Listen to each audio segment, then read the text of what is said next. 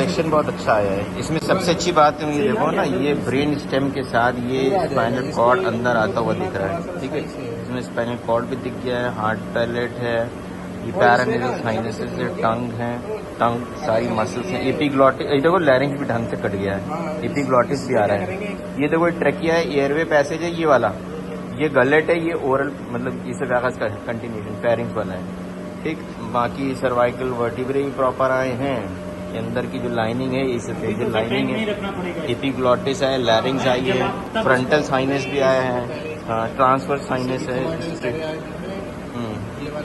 हाँ ठीक है, उसके बाद ये कॉर्पस कैलोसम है, ये थर्ड वेंट्रिकल की कैविटी भी आई है, उसमें भी आई है।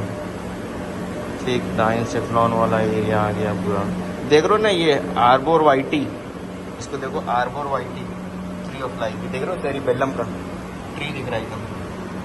ये देख लो ना, ये पैटर्न है ना, ये आर्बोर वाइटी कहलाता है। ओके।